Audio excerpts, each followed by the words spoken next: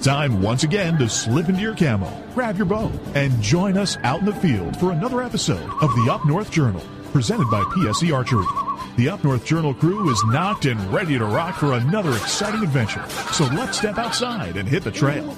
This episode of the Up North Journal podcast is brought to you by PSE Archery, Scentlock Technologies, Scent Blocker, Rambo Bikes, Hunter's Blend Coffee, Limbwalker Game Calls, Stanislawski Releases, Copper John Sights, EZ Kut Outdoor Products, Fourth Arrow Camera Arms, Wind Sense Hunting Sense, X-Stand Tree Stands, Spot Shooters, and Twisted Mind Bowstrings. And don't forget, you can catch us in syndication at 2 p.m. Eastern Time on goodtalkradio.com. Welcome back to another episode of the Up North Journal podcast. Everybody's sitting in the cabin today with Dan DeFaul drinking some Hunter's Blend coffee. Yeah, Staying warm. you know, it kind of fits today being 20-something degrees out. We're going to get some snow again. Yeah, I mean, look up. It's snowing right now. Just like last week, we got a little bit of snow when we left here. We went to the Archery League.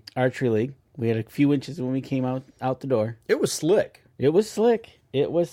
Within 2 hours, the roads got terrible pretty quick. That time of year that happens. Absolutely. But everybody out there, if you could do us a favor, reminder, go over to huntersblendcoffee.com if you want a 10% discount. Use the promo code capital UNJ when you're checking out, and you'll get 10% off your order on the way out the door. There you go. So, yeah, nice quiet week on tap. Lots of things kind of out there that are just out there. Stewing? Yeah. It's like... And I use the word stew. I mean, really, that's what it's about. I don't want to dive really deep into a lot of this stuff, but, you know...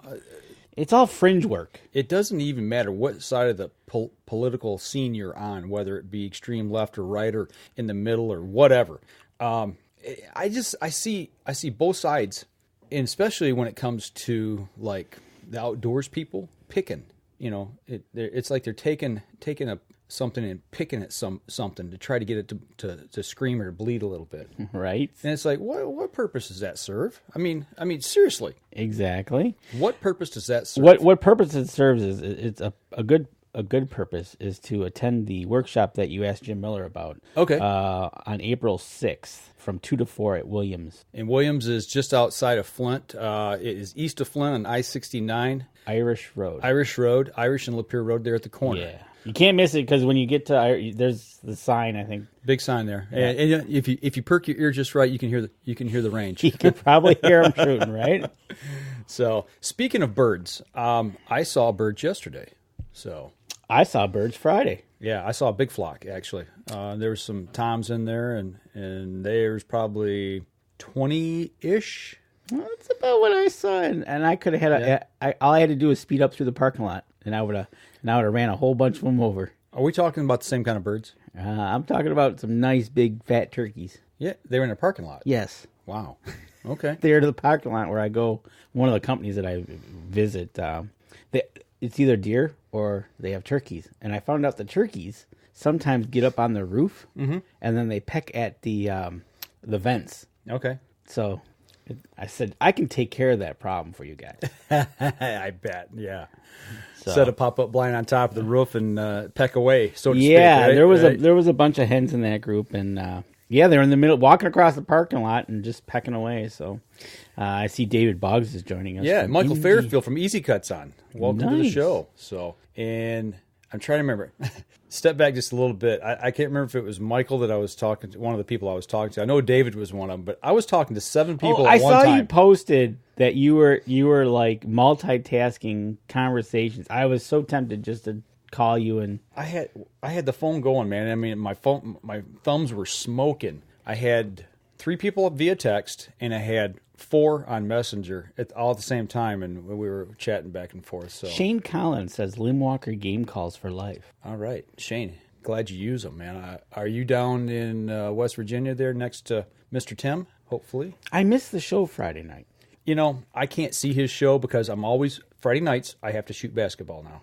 Right. So when I'm out shooting basketball, he's on with his show. So I either have to watch it, recorded, or I have to miss it. Exactly. So he was going to talk about henned up gobblers. Okay. So I tuned in really late, and I was like, So But yes, the Limbwalker game calls. That's another thing. Since we're talking about the turkey workshop. Go ahead and grab it. I know you've been wanting to talk about the Purr plate here lately. It's up there. I gotta look around the coffee. Don't you knock my coffee over. I won't knock your coffee. I'm gonna try not to knock the mic off. But yeah, Tim, the last couple weeks, Strikers are over there if you want one. Yep. But it's getting to be about that time. You should start practicing. Absolutely. I'm not gonna get that. Even if you're trying to do mouth calls, I practice my mouth calls on the way home from work usually. Right. Because I got a little time on my hands, so that's when I practice it. You sit there and chirp at people? Yes. I bet you do. Shane Collins is on the Tennessee line. He's on Tim's staff. Okay. Tennessee and West Virginia. That's got to be probably near Bristol, I would imagine, in the Bristol area. Speaking of NASCAR, who's winning the race right now? And thanks for all you guys who are watching right now because the race is on. I don't want you to tune away from what we're doing, but does that thing sound good or what? I tell you, that's a nice, low, soft purr. It is. And that's one of those things that you can just... That's my Roll Tide call. That's the red Slate. It's a red Slate, folks. It's not Roll Tide. It's a red Slate. And it's got that streak through it. That Slate. That's got the veins through it. That's the winning streak. But the Purr plate, man, I'll tell you what, this is something that's new that he came out with last year. And I'll tell you what, man, I love this thing. We actually got this in our hands. I think it was after our season ended, wasn't it? Yes, it was. It was. He wanted to send us something because he was just trying it. I want to get this in the field this year and try it out. So, but get those calls out. Start practicing them. One of the things he talked about, this is a week or so back on his show. Which do you take calls out to practice out in the field with? No. Well, he did or does. He takes a call. He doesn't do it all the time. I may rephrase that. If I did, I wouldn't do it in my hunting area. Michael Fairfield said this is way more important than NASCAR. Right on. I agree with you, man. Shane Collins says red Slate is the bomb, fellas. Good deal. So, Shane, I assume that you use the red Slate in the field. Did you happen to get a Purr plate and use it in the field this last season, or maybe in the fall season? I don't think so. I don't think Tim had them out. Yeah, I can't remember, so I don't know when that actually came out. But no, I wouldn't. I would not go out in my hunting area and call the birds. I wouldn't either. No. So, hey Terry, if you can you find that article and forward it to me? What's he talking about? Hey, Jim Beasley. Man, Jim Beasley is in mental preparation for tonight's show, for tonight's shoot. Speaking of, if I can find it, I stopped over at the shop yesterday. Let me see if I can find this. And my brother's Scentlock socks are working at work. Wet and cold, but my feet are warm. Good deal. Okay, I stopped over at Jim's yesterday, and we'll get into why I was over there a little bit later. But he handed me a flyer. All right. And this is for you guys that are here in the mid-Michigan area. March 11th, which is a Monday night, 6 p.m., I'm going to be there a little bit late, is Africa Night at Spot Shooter Archery. I think you haven't heard. No, this is mine. Well, I got to see it. No, you got to listen to me. Don't I ever? Best hunting in South Africa. Bow hunting, South Africa presentation from none other than the people we know. Dries Visser is going to be there, and they're going to be talking and giving a presentation about hunting in South Africa. Everyone who attends will be put into a free raffle for a 7-day hunt for a trophy gembuck, blue wildebeest, impala, and warthog. $20 raffle tickets for a 7-day trophy sable hunt. Drawing will be held March 25th, 2019. The one thing I don't know is the drawing that you're put in for attending. I assume that's going to be from all of the presentations given around the area. I don't imagine it'll be just from that shop. So, but also that day, Jim's going to have some special stuff going on. He told me to hold back on that just a little bit until the week before, so we're not gonna throw that out there just yet. But there'll be door prizes and 50-50 drawings and some other stuff. So make sure you get over. Now can I see it? Yes, you may. Thank you. Spot Shooter Archery. That's on Grange Hall Road in Holly, Michigan. Interesting. Just off I-75. For those of you who might wonder. Excellent. We talked with these guys at ATA last year. 2 years ago. Well, yeah, 2 years ago now. Yep. Yeah. But 2018. Excellent. March 11th. Mm-hmm. What day is that? It's a Monday. It's a Monday night, huh? Yeah. Okay. Hey, Rick Ringel, what's going on, man? I hope you got some squirrel stew ready for us. Scott Bass says, hey, guys, thanks for being on the EZ Kut train. Choo-choo. Hey, right on, man. No problem with that. You know that, man. Speaking of I'm losing my connection here. Yeah, so am I. There we go. Okay. You didn't bring your pack with you, did you? No. Okay. I thought we'd run through that again, maybe. But actually, you got. You know what? The one thing I didn't have in the pack. Do you got the saw? Yeah. Do I have the saw? That did not come in the pack, so I probably got to get one of those.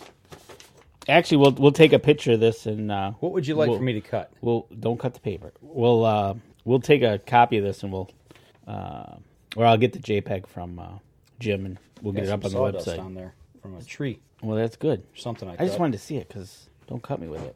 You know what I'm waiting for is the new telescoping pole saw, Kamikaze saw that they got coming out this year. It's the WOW saw. Yeah. I like that thing, man. It's nice. It's light. It folds up. Goes right in your backpack. You know, we're going to digress here, folks. Seeing as how this got brought up. The pruners, ratcheting pruners that I keep in my pack. When I'm on stand, I'll carry these two in my backpack just because, number one, they're lightweight. Right. And how many times have it happens to me, I'll set a stand and I think I got everything just the way I want it. And I'll go back to it a month later. You know, sometimes I'll set them up real early, maybe 2 months. Or maybe I've had one that's been sitting out from last season and something's grown just a little bit, or maybe something's fell and knocked a limb, and snapped it a little bit. And you need to either cut it or trim it. I've got these with me, so that's one reason I like to carry them in my pack. So, and you know what? And they're lightweight, and like you said, plus, how many times have you gone out there? You're sitting there in the dark when it gets light, then you realize, there's that twig. Yep. You know, it's happened to me where I've had a shot blocked and wish I could trim something, don't have anything to trim it with, and then when I get down, and it may be down on the ground, where a deer walked through or something, and I want to cut a little limb or something. So, I keep them with me. So. But yeah, so definitely that is a good pack to have while you're out, especially if you're going to do some pre-scouting for turkey. If you want to kind of set yourself up for a little ground blind. In that case, get the whole doggone pack. Get the sling pack. It's got the loppers in it. That's something I never thought about turkey season for these. I mean, seeing as how we've been talking a little bit about turkey hunting. Not so much maybe the beginning of the season when everything's kind of got the snow pack. Yeah. But when you get into May, if you're doing the late season and it starts to green up on you. Yeah, and you want to set up and build a little ground blind or something. Yeah, and especially when you get the vine starts, the vine types that start to green up and they start to close you in. Yeah. It's like just have the handheld one and. Yeah, cut some greenery and put it down in front of you, what have you. Right, exactly. Because break up your silhouette. Especially with turkeys and their wonderful eyesight that they are, making sure that you're ready for them because they don't give you a lot of time once they spot you. Absolutely, they're gone. They're gone. So anything you can do to better your chances with seeing them, that goes making sure you get out and maybe do some practicing, sighting in that gun, getting that. Get out there and get your stuff ready patterned. To go. Yep. And Scott Bass says the Kamikaze line rocks. Yeah, talking about that pole saw.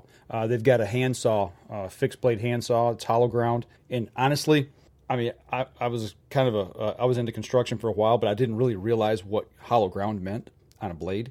And it's just the way it's ground in the middle so it doesn't catch as you're cutting. Oh, okay. It gives that relief. And they've got a whole new line of, it's really coming out for kind of the landscaper people, people who work at arborists and things like that have to have those the high quality tools to really get out there and when they're using them a lot. But it's something I definitely want to check into, especially the pole saw, because that's something I think I could use, a lot when I'm out setting stands up. So. And Scott's got a great point. You can use it in the field, but then you could also use it on turkey legs and wings too, if you got to get them off the bird. I didn't even think about that. Absolutely. Like we talked about at the necropsy, they were using them to when they were cutting open the deer. And cutting the leg off. Cutting the leg off and cutting the jawbone.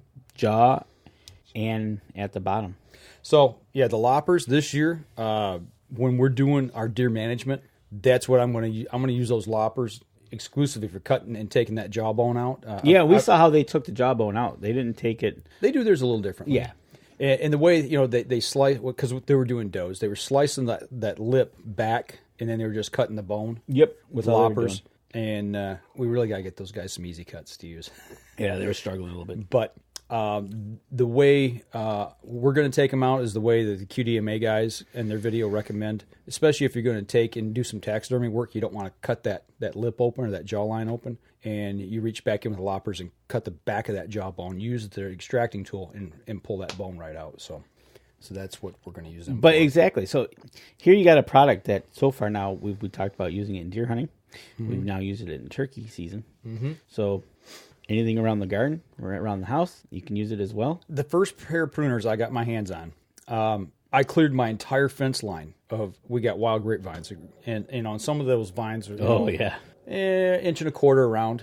And I took those pruners and just went to town on them. And I spent 2 days cutting straight just on a weekend and cleared the whole fence line off. Right, exactly. So they're just not for hunting. That's a purchase such as this is just not limited to a season. Right.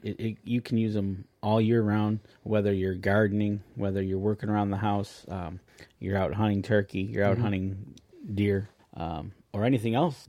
You're out bear hunting, moose hunting. Yep.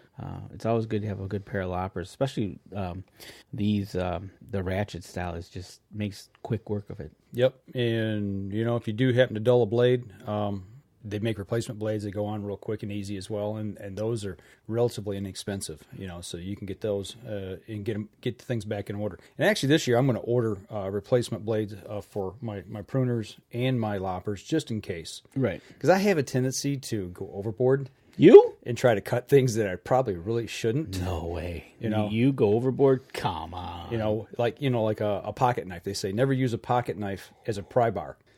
Or a screwdriver. Well, I have a tendency to do those things, and you do both, don't you? So it's like, well, if I get maybe chip the edge of those shears or the pruners, that way I've got one on hand. Exactly. It's always good to have. It's better to have them on hand and not need them than need them and not have them. So right. But no, EZ Kut. Check them out at the website ezkut.com and get that taken care of. Get them ordered early so you have them before season. That way you can... Michael Fairfield's laughing. He knows what I mean. Right? Yeah. So, I tell you what, we're up against our first break here, so we're going to step outside, and we're going to take our first break. So you hang tight, you guys, on the live stream. We'll be right back after this. PSE Archery has reinvented the way you buy bows. From now on, you can make the most educated decision possible by basing your bow choice specifically on your shooting needs and goals. All you need to do is ask yourself, what kind of shooter am I? What do I want to achieve? PSE will help find the right category for you. So, what kind of shooter are you? Find out at psearchery.com.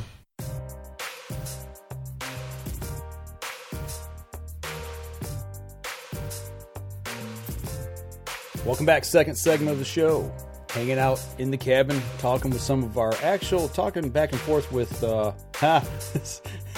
I'm sorry, talking with some of our viewers of the podcast or the live stream, but Jim Miller, did I see the CWD report out of Pennsylvania? Yes, and actually that was one of the things I was kind of on the fringe about. And Scott Bass is offering to give everybody a viewer a deal right now.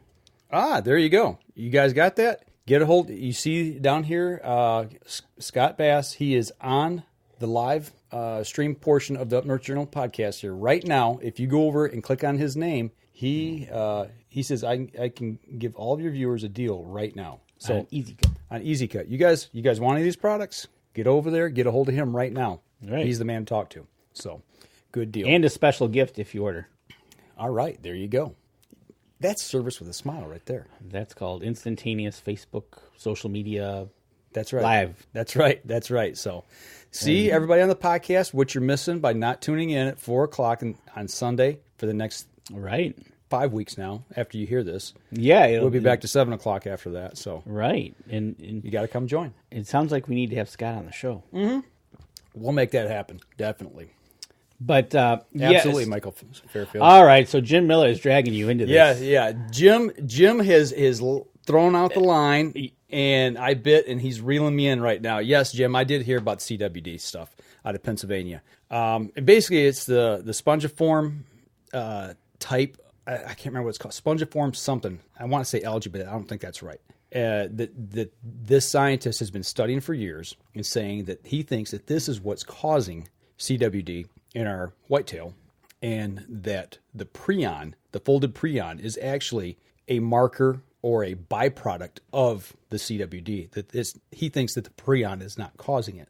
And I actually talked to Dr. Kroll about this a little bit. Was that 2 weeks ago or was that last week we were up there? Last week. I've lost track of time. But anyway, he come to the conclusion that he is excited for the fact that people are looking in different avenues. They're not just focused one way. Right. You know, down this long corridor of CWD and the prion, he says it's nice to see other people start to look at different avenues and doing research to see if it might be something else. Right. Causing this. We really don't know.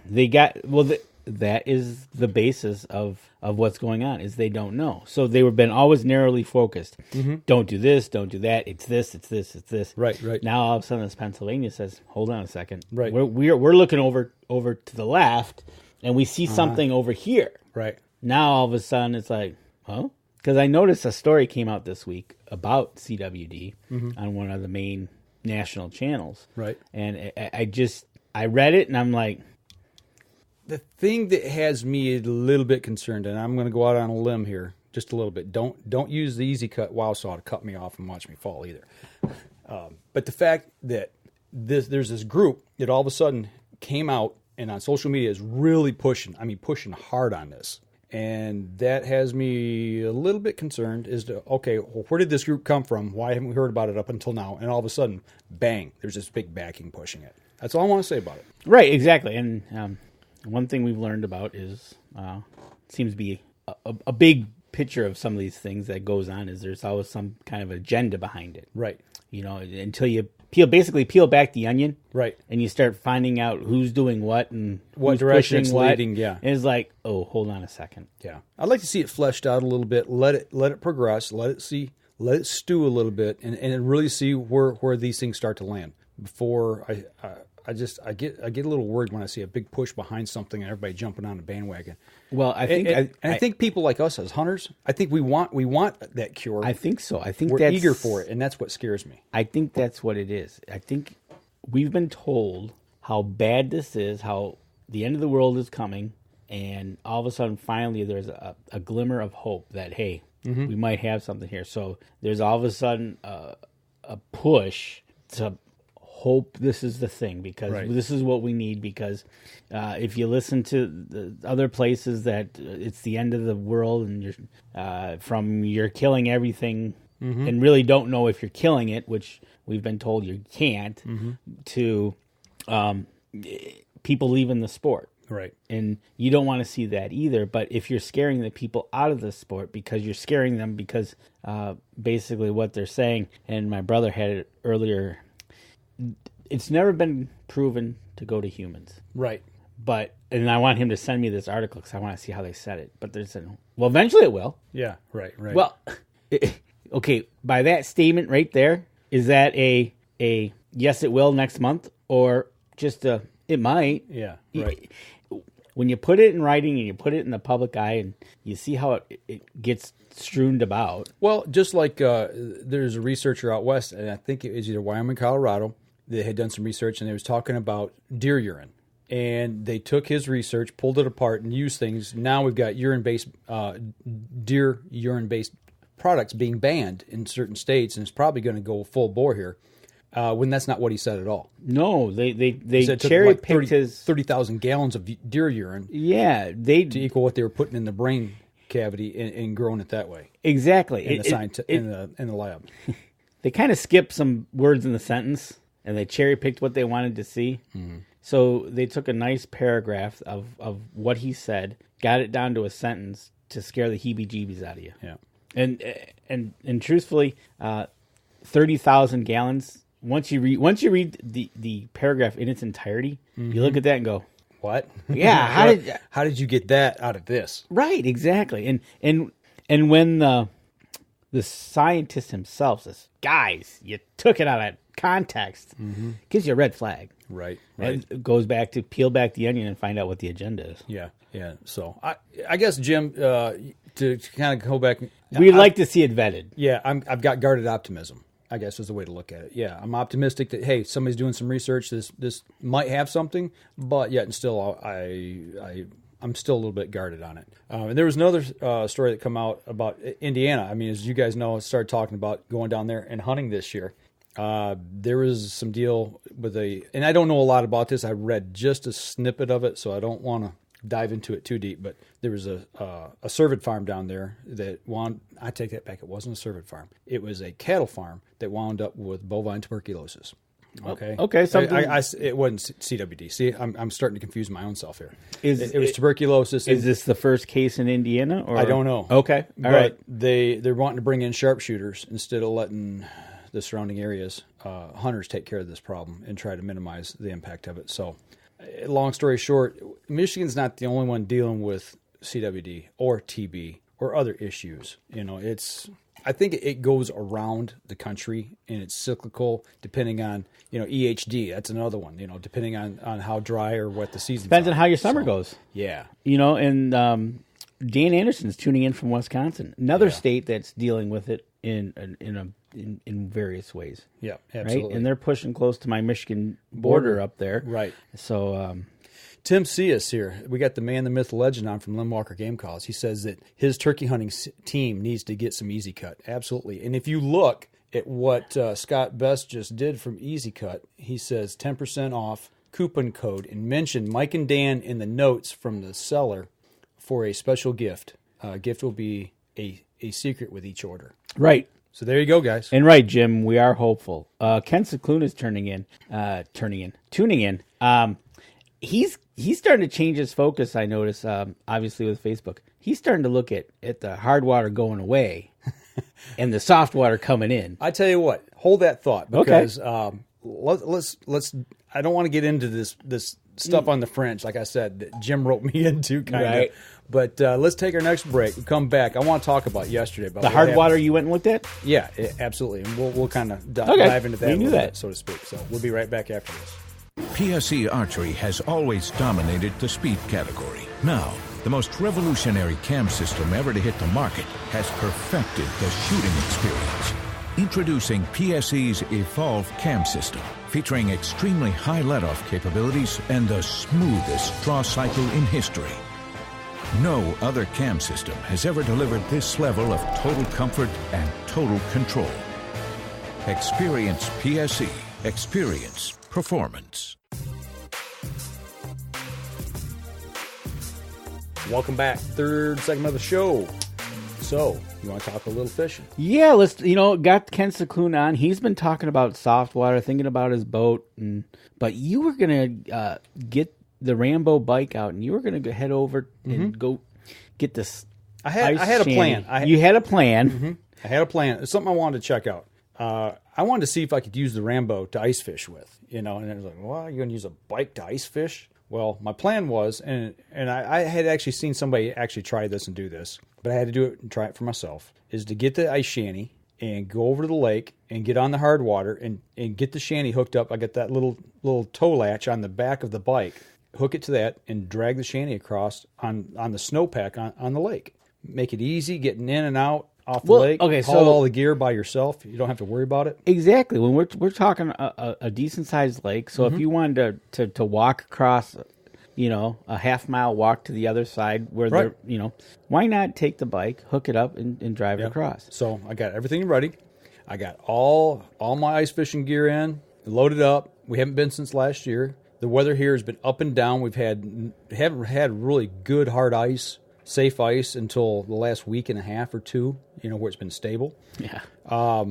So I said, before I go buy bait, I probably ought to go check to make sure that we got some good snowpack, because I am not going to ride the bike on slick ice, just ice. Because you don't have no studs in the tires. Yeah. That's the reason you need some snowpack. Yeah. So before I left, I actually got the shanty out, hooked it to the bike, took it around the yard, just to make sure also that it was going to work before I actually went all the way over there. And it worked great. I was dragging that thing all over the yard like nobody's business, because we had some snow here in the yard. So got over to the lake to check the ice, and it was glare ice. Smooth as a baby's butt. And I'm like, that ain't going to work. But what really surprised me was the fact, as I pulled in to the park, I see 4 cars coming out. Okay. 4 vehicles, like nose to tail. I'm like, okay, this time of year, 4 cars in the park, let alone driving together, is a rarity. Seeing 4 cars total. Right. And they're all here coming out at the same time. So I get up to the overlook to where I can see Big 7, Little 7, and it's full of cars. I'm like, what's going on? And as you make that curve, you can actually see Big 7. Yeah. It looked like a winter carnival going on. Really? It was packed. People all over the place. Yeah. I know why. Well, I think the first thing I thought of, free fishing weekend that's here in exactly what I was Michigan. gonna say. And I'm like, there can't be that many people out here ice fishing for free fishing weekend. So I get on back to the park, and I get back to close to the parking area, but there's that first turnoff by the pavilions. Yes. There's cars all in there. And I see somebody like unloading a truck. So I pull up, talk to the guy. I say, hey, what is going on? I said, are they having an ice fishing derby or something? And he's like, well, kinda. He said, it's the free fishing weekend stuff, but he said they're also doing this big celebration of state parks this weekend. And I was like, okay, that makes sense. So I proceeded to go on back towards the boat launch, and then there's the big beach access where they got the picnic tables and the grills and all that stuff. Okay. The DNR's there. They're cooking up hot dogs for the kids. There's a big party going on underneath one of the shelters there. And back at the boat launch, it's just packed back there too. So really? I go and make this. I counted 37 shanties that I could see, and there was probably 100 to 150 people on the ice outside the shanties that was fishing. No way, dude! It was just packed. It was packed. I've never seen 37 people on the water at the same time. Right, it was insane. Actually, I took photos, but I didn't get them uploaded to where I could show them tonight. It was crazy. This was all because they were celebrating the state parks and free fishing weekend. So I did hear an ad yesterday going up north, but it was in Bay City. So I wonder if that was it must have been related then. Well, Bay City's got that state park up there. So yeah, I think it was like statewide. And the guy said, "Well, I get he said, yeah, I heard." I said, "How'd you hear about it?" He goes, "Well, I get the alerts from the DNR." I go, so do I, but I don't remember seeing anything about this. I think it was about free fishing weekend. And yeah, well, I've heard that, but not the park celebration. Right. So, but yeah, it was insane. It was really cool to see that park being utilized, number one. So after that, I was like, well, okay, I can't take the bike on the ice, but I can take it in the woods. Yes, you can. And they've got these foot trails over there that go all over the place. I said, I'll take the camera out and I'll set it up and ride and shoot some video because I want to get some video of the bike. And I was going to go down to Dickinson. Okay. Well, everything was plowed. And you get to that turn, make that right turn to go into Dickinson. Mm-hmm. Yeah. And then there's the parking area to the left. Mm-hmm. They plowed to the parking area and that was it. So everything down the hill and the big turn was not plowed and it was a glare sheet of ice. And I just stopped. And I'm like, even in four-wheel drive, there's no way I'd get up that thing. And I probably wouldn't make the turn. I'd probably go off the side. Well, especially the big loop. The big loop down. Yeah. Yeah, you'd probably just go straight. Because that thing is steep. Yeah, it's a steep decline to get down to the lake.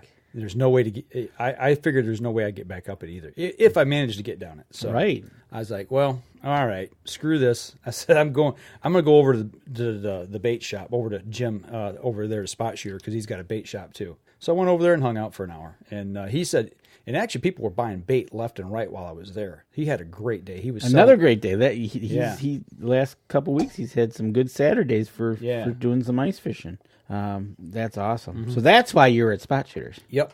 Scott Bast, replying to Tim, got to run, guys. You're very good. He wants to be in the studio. We can do that. Yeah, we'll make that happen. We'll get a hold of you. Absolutely. Charles Byram. Foot of snow here last night in southwest Iowa, and look outside and it's snowing. Ugh. Well, if it's in Iowa, that means it's probably headed our way. Actually, it's quit snowing here at the moment. It quit snowing here, and we sent it down to Iowa. We're expecting, I think, 1 to 3 tonight. 1 to 3 tonight. And it's no big deal. Yeah, it's no big deal. So, well, I shouldn't say that, but sometimes the least amount of snow is the worst. Yep. So, but so your whole plan got thrown right out the window. Right out the window.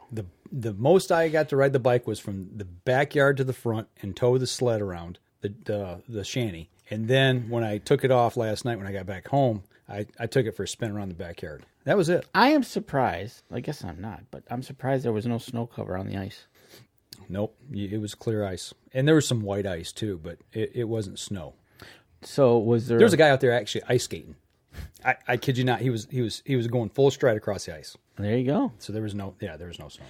Speaking of ice, and did you see the video of the guy that drove his truck just north of here into the ice? Yeah, actually, another podcaster that I know, Jason Sacco, sent me a picture last night. He was one of the 7 that I was... Oh, one of the 7 you were multitasking with? Yes. Yeah. And then he tried to go back to the vehicle to save the stuff that he wanted in the car. There was a picture of him by the vehicle, yeah. Well, there's some video of him on top of the truck trying to get in, and then his dismount off which would have been the tailgate onto ice was just epic. Okay. It's like, dude, and it went down. It was in 12 feet of water. So, well, Jason said that that was precipitated by alcohol infusion. Yes, bottom line, alcohol and driving on the ice was not a good combination there. Alcohol doesn't mix with many things at all. And to the proof and the point is when he went back to his vehicle to get the stuff out that he wanted to save as it was sinking, and they're trying to grab him off the vehicle. So down here, I don't think our ice is good enough for vehicles. I wouldn't even begin to try. Right. I've seen things where it's gone bad. I was leery about getting out yesterday, because our temperature swings so far all the way up until last week. It's been so up and down. Right. We'll have days that are in the high 40s. Then we got all that rain 2 weeks ago. And I was afraid to eat the ice up. Our Skycam at work, we got trained on the Saginaw River there in Bay City. Okay. I can tell what the ice conditions are just by turning that thing on the river and looking to see if there's ice shanties out there. In the last 3 weeks, there's been none. Yeah, coming over Z Bridge yesterday, they were. It was like, man. But not me. In a moment's notice, that water can change. Absolutely. Well, hopefully, get that bike out with whatever this weather's going to be doing here, and kind of show these people what it does on the ice. Would have been kind of cool. We still got a shot. Oh yeah, absolutely. So it's not over yet because it's only February, middle of February. Right. Well, next weekend I'm not going to be in town. I'm going to head down to Indiana. Yeah, you're going to head to Indiana, and I tell you what, with about a month to go here before we even, I think, start to think about temperature swings, I think we might be able to get out there. At least I'm hoping so. The week after that, I really want to get out there and do some ice fishing. I know. I want to take a picture of the bike next to the shanty with me and you holding fish up. There you go. That'd be kind of cool. I like the fish part. That means we're catching something. Right. Instead of catching a cold. Right, exactly. So. 2 weeks, we're going to have Michigan Outdoorama, too. So that'll be in town. I do believe, I got to make sure, but I think Tim said he's going to be in town for that. Tim Andreas. Oh, okay. I thought you were talking about Tim Sias. I said, he's coming to Michigan? No, not that Tim. Tim, he's trying to get you to come to Michigan. I always try to get Tim to come to Michigan. So, next weekend I will be at the Indiana Deer and Turkey Classic. I'm going to be sitting down with the guys from Backwater Legacies and hanging out with them. And I also hope to be over in the Rambo and X Tree Stand booth with Josh for a little while. There you go. Although he doesn't know that I'm coming down yet, so it's going to be a surprise to him. So if you guys from EZ Kut are still on here, don't tell him. I'll surprise him. He's down at NWTF.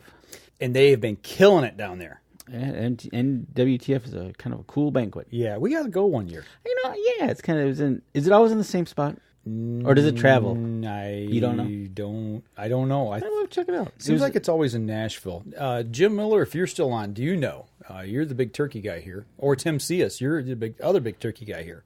I don't know if it floats like an ATA does or... Yeah, I don't know. Like that. Gotcha. I don't ever remember it being up this way. It seems like it's always down in Nashville. So, EZ Kut will be at Outdoor Rama.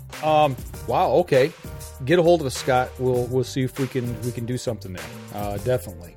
I didn't know that they were going to be up this way. So, speaking of that, let's knock out this last break. We're going to step outside. We're going to take our next break, and we'll be right back after this.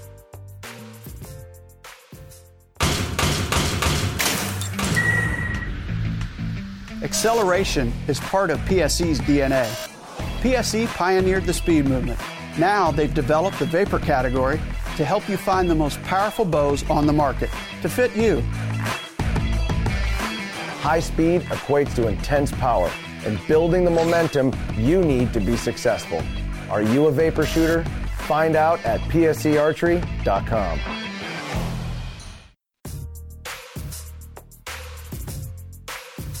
Welcome back. Last segment Last of the show. segment of the show. I have finished my Hunter's Blend coffee. But for those of you who need a refill, get on over to huntersblendcoffee.com. When you're checking out, use our promo code UNJ, capital UNJ, and you'll get 10% off your order on the checkout on the way out the door. You know, seeing how we're kind of covering some products tonight that we use and talk about quite often, I just seen something here that I just realized was sitting up here. This little... The Oz box. Yeah, the ozone generator. They call it the generator? Well, whatever you call it. I mean, I don't know. It does ozone. It does ozone. I need to use that again on my shoes, my gym shoes. This week, I didn't get my laundry done up the way I should have. Oh, boy. And I ran out of my ScentLock socks to use at the gym. And I went back to the old cotton socks. You can tell? Dang, man, after a week, my socks were... my shoes pretty bad. So I'm going to put that back in the bag. And I think if you remind me, next week we'll do that. While we're doing the show? Well, I have to put it on a 3-hour setting. Is it, what's it got, 1 and 3? 1 and 3, yeah. 1 and 3. I tried it with 1, and it took away a lot of it, but it didn't like get rid of all of it. So I put it on a 3-hour setting, and it took care of it. Charles Byron wants to know if you're going to be turkey hunting in Indiana. Probably not. Yeah. No, I don't think so. And the reason is the property that we got doesn't have birds on it. I didn't see one turkey track. David, that I'm hunting with, said that there's no birds on that property. They have never seen any. And I think I kind of know why, and we talked about that briefly. Is there's really no travel corridor for them birds to get to that property, per se, from the other big ag lands. He said they're about 5 miles away, there's birds, but not right there in that proximity because it's so wide open around it. If the NWTF would like to relocate a group of birds. Yeah, come on down. I'll help them. There you go. See? We'll catch some birds and release them. Easy as that. So, but no, I'll be hunting up here, actually. You didn't put in for a tag? Well, no, because we're going to hopefully be traveling with a couple guys. Couple of guys on private land. And if that doesn't work out, then you're going to come up to my place. Then we'll figure out how to get up to your place. And yeah. So we're going to do the 234, or right. the Z, not the ZZ, but the 234 hunt. And he hasn't started yet. So I keep reminding him. Now you make sure you got those birds well trained for us. Yeah, right. I know how that goes. I tried that last year and had my buddy set up. He'd never been turkey hunting before. And on the last day, we were on birds the first morning. Just couldn't get him to cooperate. And we just, it was a 50-50 crapshoot of which way to set up, and I chose the wrong way. It's just the way it goes. There is no script for them. No, but the last day of the hunt, I told him, I said, this is good. I said, I think we're going to be able to seal the deal here. You just pay attention. You sit by this tree and you look straight ahead and look to your left. I said, because those birds, if they come down that edge of that field, they have a tendency to circle through this little bit of cover and then pop out. And I don't know if he fell asleep. I don't know if he was just staring and was like thinking of other things. And he had the gun in his lap, and his hands were not on the gun, and he was just sitting there. And all of a sudden, he shifted his eyes, and there's two toms right there, 25 yards, going, "Hi, guy, how you doing? You gonna shoot me? You can't shoot me when you don't have a gun pointed at me." And he's like, "Mike, there's a bird. Tom, there's a bird right there." And I'm like, "Well, shoot it," because I'm on a tree directly behind him, facing the other way, looking down another short field. And yeah, it was comedy of errors at that point for him. Last week, I was listening to Tim's Sias' Friday night show, which is on Friday night at 8:00. On the Limb. On the Limb, our sponsor. Limbwalker Game Calls. Does his live show. Any questions? I don't know if he put a subject out for this coming week. Last week was henned up gobblers. And then the week before we were talking, and I asked him a question because he was about scouting and going looking. Mm-hmm. And I said, by the way, how many hunters do you encounter when you're out scouting? He's like, not many, which kind of made me laugh. Not where you usually hunt. Because where we go, it's like, well, you and everybody else is coming. Yeah, I've hunted over there before, and actually had me and another hunter start calling to each other. Had that happen to me basically last year, and it was kind of comical. Well, last year I let the jakes go by, and they got blasted by the time they got to the end of the field. But I had 2-3 hunters within 100 yards of me. Right. And I purposely went in a couple days before to set up my blind and say, hey, get your spot locked down. This is where I'm at, and he doesn't really have any hunting pressure. which is kind of awesome. I mean, where we're at, we don't have hunting pressure per se either. It's like, man, but down here in the southern, on state land and stuff, parkland. Well, if you think about it, down here in this part of Michigan, where there are birds on state land, and people that don't have access to private land, that's where they got to go. And I think that's why it's so high pressure. Not to mention the fact that those parks also have other people who use it differently for non-hunting purposes that we have to deal with as well. And that's one reason, I got tired of sitting in snow and hunting birds. And that's why I came down here and started hunting down here. But the pressure it was so great that I didn't want to deal with it anymore. And that's why I'm now back up and going back north. Yeah, going back north. So that's the problem we got with private land. You know what, Charles? We'll get with Scott, and if Scott doesn't reply to you here, we'll get a list and see where they're going to be at, because Charles is asking if they're going to be at the Iowa Classic. Okay. But we'll get with Scott and get maybe a lineup of where they're going to be here in the next month or two. Yeah, if you get a chance to try out that product, I'm telling you what, I mean, if you guys have watched us and listened to us for any length of time, you know that the things that we talk about is quality stuff. We don't promote anything that we don't use or that we don't believe in, or both, actually. So I'm telling you, for what the product costs, it's well worth the money. And it's not like it's astronomically priced either. And it's not something you're just going to use for one season. No. You're going to have these probably for a long time. Yep. Unless you really try to use them as a screwdriver or not in their intended thing. I was online this week, or actually today before you come over, and I was reading there was a guy that had a problem with the pruners. And he never did say what he did, which really leads me to believe the fact that he was using them improperly. Well, that'll kind of do do it. it. Broke, but one of the guys said, send them back. They've got a lifetime warranty. Now the replaceable blade doesn't, but the unit itself does. So it's like once you spend that money on them, I think they retail for just under $40 for the pruners. And the replacement blade, I think, is $7 or $8 plus. But there's shipping. a lifetime warranty on them. Yeah, and I tell you what, I'm hard on my gear. Sometimes I take it too far, but so far these things have been flawless. I mean, I really went to town with them last year. The only problem I had, and it's the pair I got two pair of pruners. I got the one here in the sling pack, and I got one in my backpack. My backpack pair, the very first ones I had, I did put a little nick in the blade. And the reason I did that is I was cutting grapevines. You cut the fence? I cut the fence. So, like I said, I have a tendency to take things a little too far sometimes and not watch what I'm doing. Right, exactly. And it wasn't a fault of the product. It was me not paying attention to what I was doing. So. Yep, exactly. So, but it's interesting to see the pressure he was going through down there and what he was talking about, and the pressure we go through here. Because I was asking him questions because I was kind of just like, because I know the one guy we know through turkey hunting over at the park, he starts a month in advance going scouting every day and finding where the birds are. Right. Other people, they show up the day of and hope for the best. Right. And it's like, and it just... And then you do all the scouting you want, you don't see anybody, and then you hear come opening morning, and then you got, like I did, where did you all come from? You get, we call it the Orange Army here in Michigan. They don't wear orange turkey season, but you get the proverbial camo army coming in. And you can usually tell if they've done their scouting, because they'll make a beeline. You can tell those people that make a beeline right to where they want to go, but then you get the people who are just stumbling around kind of aimlessly, and you get the flashlight, wink, wink, wink, I'm here. Right. Then they'll turn and they kind of meander, and they're just kind of all over the place. Exactly. So. And then by doing that, you don't know what's 100 yards behind you anymore. And it's just... Yeah. And they push the birds out of the area. The guy I have a lot of respect for, the guy we met over in the park, I've known him for the last few years of going over there and talking with him. He's very sociable to saying, hey, I'm going to be down over here. Where are you going to be? Okay, you're going to be over there. Yeah. We got respect. Okay. Work with each other. Just so we know. He goes, hey, if you see I did a trail to my blind. I said, okay, I'm good with that. Right. Instead of getting the old... My spot, get away from me, blah, blah, blah. Right. So.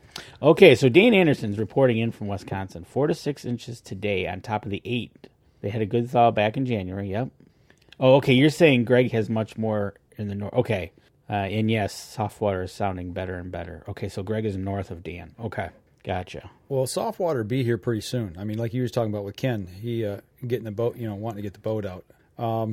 I still want to put a hole through the ice. So I don't. It'd be nice. I got the auger sitting right at the end of my garage. It's in hand. Just grab it and go. If we can wait another 2 to 3 weeks, and then we can start getting into soft water season. I think for sure up here in Michigan, I don't think we're gonna have a problem with that. I hope. I don't. At least not in this week's forecast. I think we're all set. It's going to be pretty chilly. Right. So that's the plan.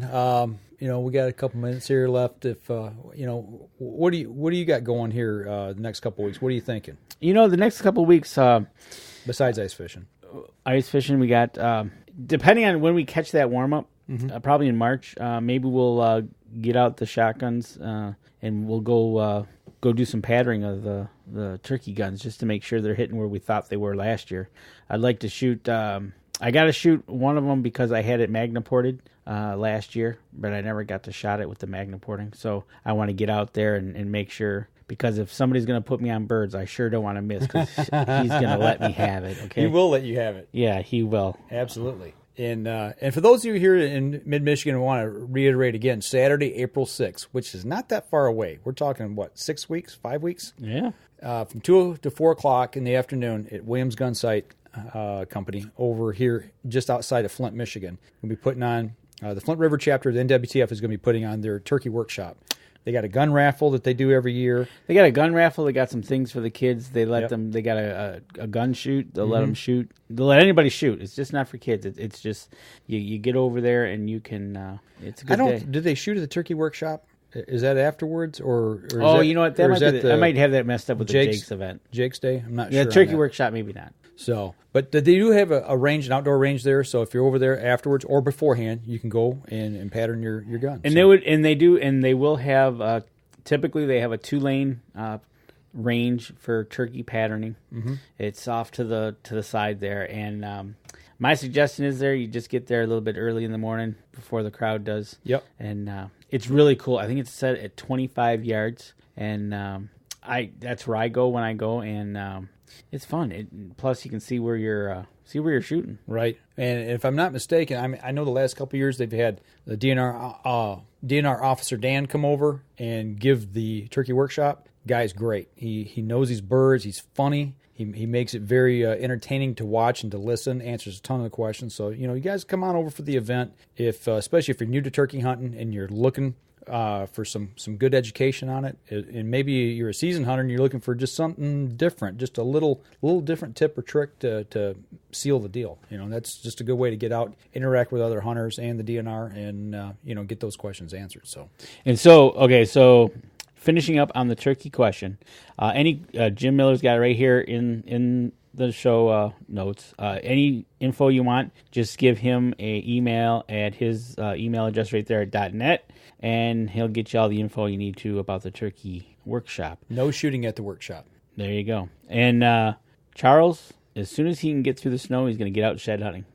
I do want to give a quick shout out to Charles. That was pretty cool yesterday. He was live streaming, and as soon as he went on, I just happened to be on my phone, and him and I were interacting back and forth, and he's out in Iowa, and he was walking his dog, or he let his dog outside the truck walking the fields. He was driving down the dirt road there, and the dog was running down the road, getting some exercise, doing a little shed hunting, looking, and that was pretty cool. It was really neat because he would pan the phone off to the side, and we were talking about different things, and I'm like, oh, that drainage right there, that looks like a really good deer run right there. That's where he's like, yeah, that's where deer come through and walk back over to. He used to tell me where he kind of hunted and stuff, and it's really cool when you get to see other land, that you never would get to see because of technology. Yep, exactly. Or you get to talk to 7 people at one time. That's. We never got to do that before, or even bring the show to you live like we're doing right now. Right, exactly. So, my brother, cool. If we do go ice fishing, what kind of bait, jigs, what styles? Most likely, if we're going to end up over at the lake, we think we're going to end up wax worms. Yeah, some waxies or some spikes. Yeah. And then we'll probably use like teardrops. Yep, on teardrops. Depending on how gutsy, we might set a tip up or 2 up, depending on what we're looking for. That's something I didn't see out there yesterday. Any tip-ups? Yeah, but I don't know if that's a real big lake for it. We've done it before, but... Well, when I was over at Jim's there at the bait shop, he was selling some tip-up baits. Yep. So there was some guys that were going down to Crotchet. There was another guy that was going over to Bevins Lake. So there was a couple of different lakes that they were hitting that wasn't over there in the state park system. So, but I tell you what, we're bumping up on it here. Let's go ahead and wrap up the, all right, the podcast guys. portion of the show. So, and Dan Anderson, you're not alone there. To Charles Barham, you guys, shed hunting is a must, and you're starting to feel trapped. Yep, it's that time of season. We're talking mid-February here. Got to get outside. Yep. Got to get out and do something. But I tell you what, we're going to wrap up the podcast portion here for the show this week, folks. Y'all take care. We'll be back again next week. And don't forget, you can catch us in syndication at 2 p.m. Eastern Time on goodtalkradio.com. This episode was brought to you by PSE Archery, Scentlock Technologies, Scent Blocker, Rambo Bikes, Hunter's Blend Coffee, Limbwalker Game Calls, Stanislawski Releases, Copper John Sights, EZ Kut Outdoor Products, Fourth Arrow Camera Arms, Wind Sense Hunting Sense, X-Stand Tree Stands, Spot Shooters, and Twisted Mind Bowstrings. Thanks for listening, and join us again here next week. Until then, remember, as we always like to say, if you're out on the water or in the woods, shoot straight and be safe until next week on the Up North Journal.